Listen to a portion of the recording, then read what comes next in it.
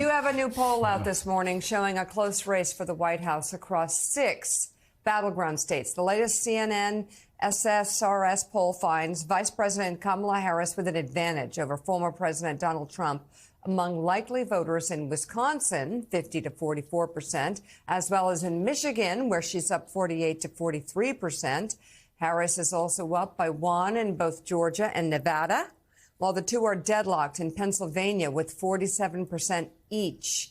Trump, meanwhile, is up in Arizona, 49 to 44%. Interesting. We should note that all these races fall within the poll's margin of error. I mean, how big are these margins of errors? I mean, there'll be one race where Harris will be up by 47 points, and we say, what's the margin of error? Well, I guess it's 5. Is it 5 points? I don't know, but she's up 6 points in Wisconsin. 4.9. So I think 6 is outside. I don't know.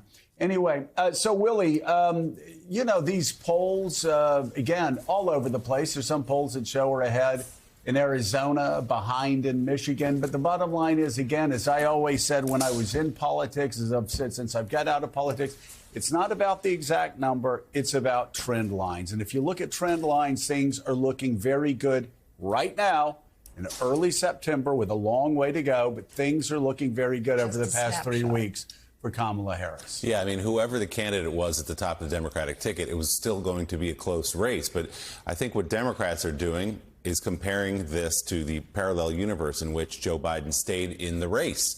And he was trailing. And those trend lines you're talking about were headed in the wrong direction. Kamala Harris has stepped in over the last month and reversed that. So, yes, she's outside of the margin of error in Wisconsin in this poll. She's right there in Michigan as well. Pennsylvania closer than they'd like it to be. But we've always known these states were going to be that close. What she's done is flip some of them, at least momentum-wise, and in some of these actual numbers in her direction. There's also something we're looking at closely here is where she sits on the issues. There's a USA Today Suffolk University poll in which Kamala Harris leads Donald Trump among likely voters 48 to 43. But when it comes to the economy, a top concern for voters, 51% favor Trump versus 45 for Harris. But in June, Trump had a 14-point advantage over President Biden. So again, some growth there for her. On immigration, Trump leads Harris by just 3 points now, 50 to 47. That's within the margin of error. That's down from Trump's 13-point lead over Joe Biden. On the question of national security, Trump up 51%, 46 over Harris, down from a 10-point advantage Trump held over Biden. You see the trend here. On the issue of health care, Harris has a double-digit lead, 54 to 40% over Trump. That's up from a 10-point advantage Joe Biden held in June. So there, John, again, trend lines, not just in the polling overall, but on specific issues that Democrats felt like they had to pull back and at least get closer to Donald Trump. No doubt. Those margins have really shrunk. That is very encouraging for Democrats. The Harris team, circulating numbers, similar, the internals look like this as well. They're still down, but they've closed the gaps, and they think there is room to grow. And back to the battleground states, I mean, those Michigan and Wisconsin numbers are so positive for Harris and show real trends. But there are 2 states in particular that jump out there. And this election might come down to those 2 states, Georgia, Pennsylvania. And they're basically 1 point or tie. And because Michigan and Wisconsin, not enough for Harris. She needs to get one of those 2.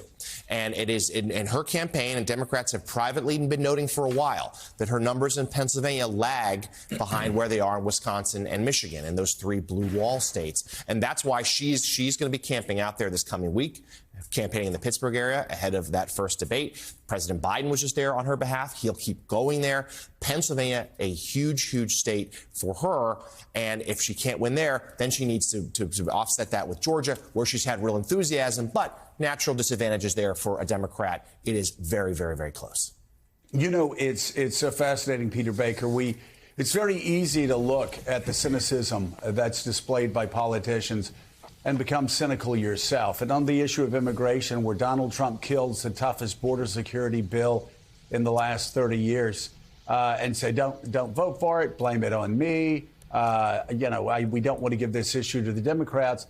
It's very easy to sit back and become cynical yourself. I'm talking about myself, not you as a reporter, but to go, my gosh, you know what? They're going to get away with this. This cynicism, how could, are people going to really be this dumb?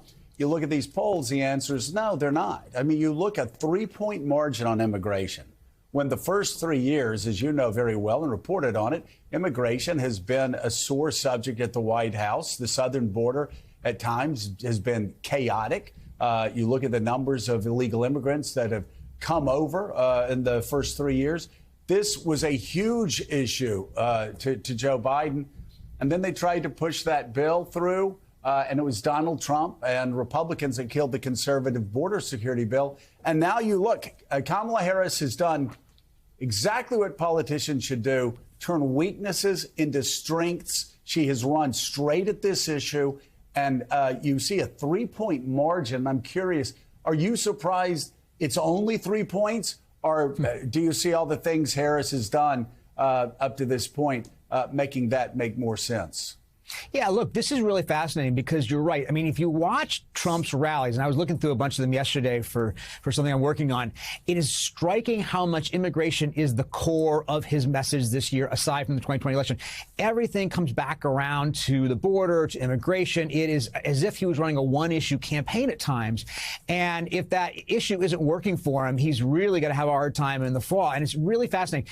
If the three biggest vulnerabilities for the Biden-Harris administration domestically, I think, have been the immigration, inflation, and crime, all three of which at some point in their administration were pretty high, all three of which now are low. Right. So inflation is back to a much more normal state. Immigration the illegal crossings are much reduced since President Biden took executive action after Congress failed to pass that bipartisan bill you talked about. And crime is at the lowest, I think, in many years, according to the latest statistic. Now, of course, prices haven't come down, but the increases are not happening the way they were. And yet that makes it harder for, I think, Trump to get traction on these issues if they're not as salient as they once were. And I think you're seeing that kind of flailing. Now, on the polls, just one last thing I would mention. At Labor Day, at this point in 2016, Hillary Clinton had a roughly 3.7% lead. Of course, she went on to lose. Joe Biden had about a 7-point lead at this point in 2020, ended up winning by about 4 points. And of course, Kamala Harris today has about 3.3% lead, according to the average of by 538. So a little less than Hillary Clinton did 8 years ago and significantly less than Joe Biden did. So yes, she has changed the momentum. Absolutely. And those trend lines Willie and Joe are talking about are absolutely right. But it's worth remembering how close this is and how much these numbers are, fluid and hard to predict. Yeah, I mean, this is such a close race. It's in effect tied, as Peter said, and it's really going to be turnout. Donald Trump yesterday lamenting that he got 77 million votes, more votes than he got the first time, but still, and he admitted it for the first time, I guess, lost by a whisker. And that's because Democrats did a better job of getting out voters. So whoever gets more of their side out, it sounds obvious, but it's true. They win. It is, as always, it's a battle for getting out the vote. David French, I want to go to another issue, obviously an issue that matters a great deal to you, but an issue that has been turned upside down since Dobbs. And I've got to say, I've said several times over the past couple of years that I really haven't seen an issue shift as dramatically as I've seen abortion shift in a very long time. It reminds me of Prop 13 in California in 1978 that really signified something big happening in 80 with the Reagan Revolution starting in earnest. But you now have women under 45 saying the most important issue is not the economy anymore, it's abortion. You have Donald Trump flip-flopping, now saying he's going to be a champion of women's reproductive rights. You have him saying that he will vote against the 6-week bill in Florida, the 6-week ban in Florida. He, of course, keeps shifting. He keeps going back and forth. You have the Texas race, according to the University of Houston poll in the Senate, getting very close, in part because of abortion.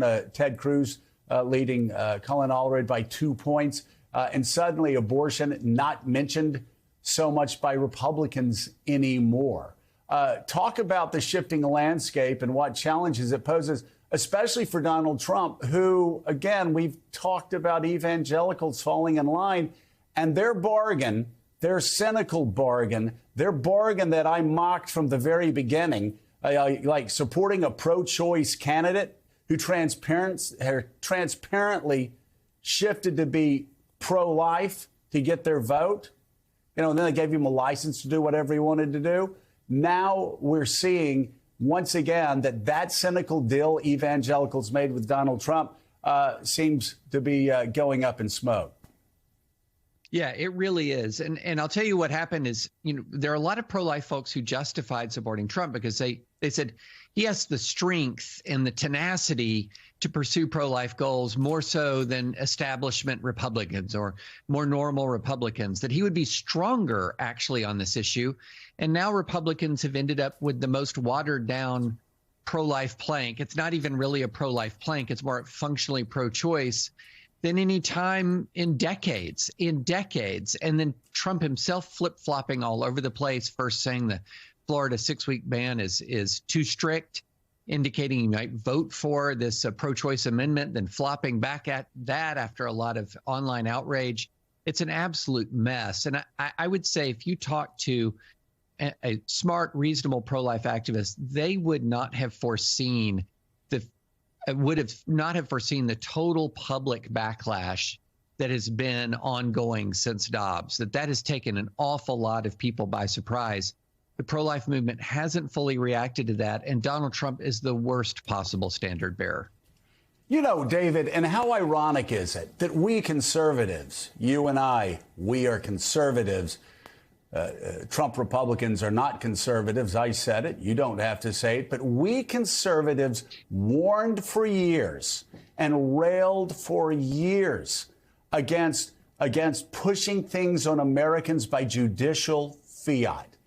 And instead of going out and winning on this issue, winning through the hearts and minds of Americans, winning democratically in elections and in grassroots, the Republicans said, Donald Trump Republicans said, we're just going to win at the Supreme Court. The hell with what everybody else thinks. We're just going to win at the Supreme Court, and we'll take that as a victory and run with it.